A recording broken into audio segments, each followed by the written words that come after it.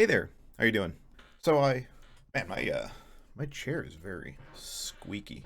I was looking at videos I have in this channel and upcoming content. There's 82 gaming videos that are edited and ready to upload. And that doesn't count the hours and hours of Apex Legends, Grand Theft Auto 5, and Payday 2 gameplay that I recorded from my PlayStation. And I'm probably never going to end up editing or uploading any of those videos. Those videos are generally pretty low quality, and though I had a lot of fun editing and playing those games, I don't ever expect to get many views on them, or any views on them, to be honest, beyond myself and my friends. Which was the reason I started this channel, is to upload videos of me and my friends playing games.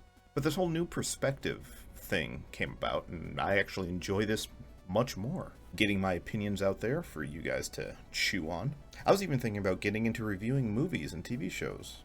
I'd planned on starting with something easy.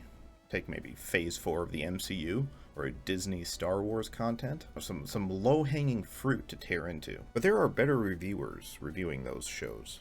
I thought The Boys would be a nice target. It's extremely popular, but incredibly flawed.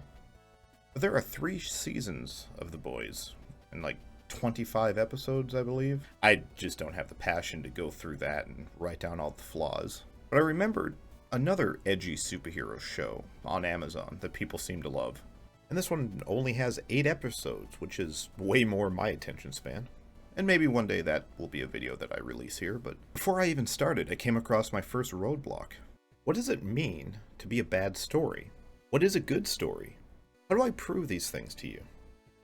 Because if you and I value different things, we can both watch the same story and come away with totally different opinions of it. This is future Josh from editing here. Watch these wingman shots, okay? Breaking down what makes a story good or bad isn't an easy thing to do. It takes a lot of nuance. But more or less, I subscribe to the 5 pillars of storytelling idea, which is plot, characters, world building, dialogue, and theme. Those are the 5 pillars that hold up storytelling, and the foundation that holds it all together is consistency. What does that mean exactly? Well, do the characters act in line with their beliefs, perspectives, and motivations? Do they behave as they should?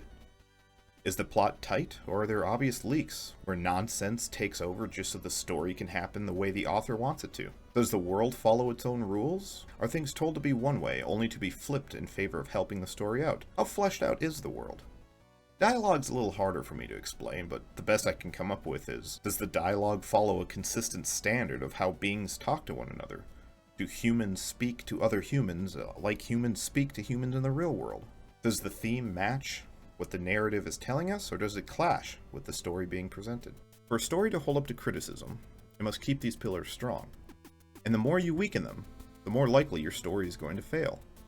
When action and consequence means almost nothing, when a plot is strung together with little to no logic, the story suffers. When a character is written in a way that his goals are subverted by his own actions without a given reason, or she acts against her own principles and values, that damages the story. When you introduce rules or options, but then routinely break them or forget about the options that you gave yourself, it costs the story. When critical dialogue would solve the conflict, but for some reason the characters refuse to tell others their perspectives, or even defend themselves, that harms the story.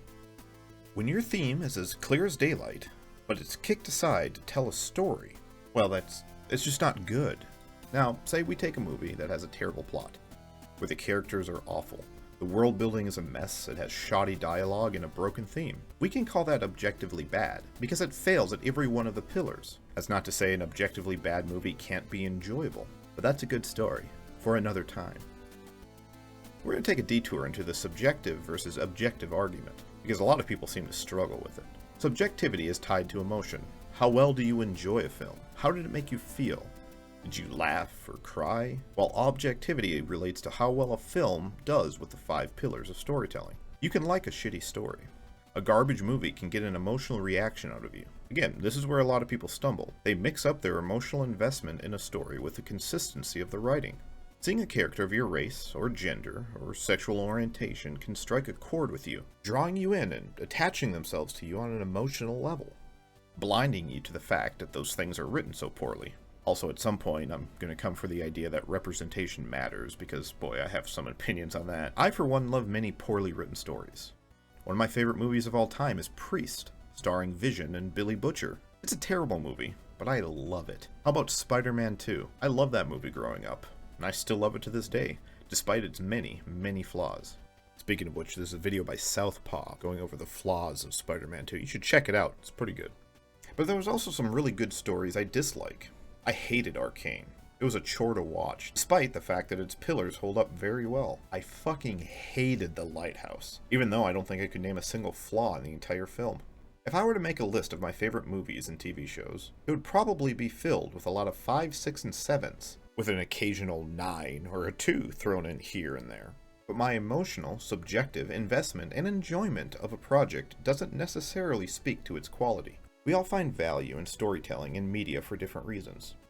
What do you value in the stories that you like? What kind of things engage you to the narrative?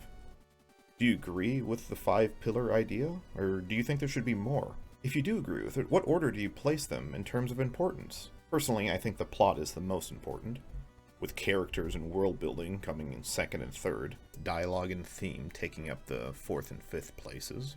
But most importantly is consistency. That is the foundation, the bedrock of every story. And without it, I don't believe the story can be good. But I'd love to hear your thoughts. Anyways, that's all for me today. Looks like July's coming to an end, and August is right around the corner. And September, October, November, December. That's how months work in our calendar. I don't know why I said that. This is very... you know what? Whatever. End the video. Cut the video. And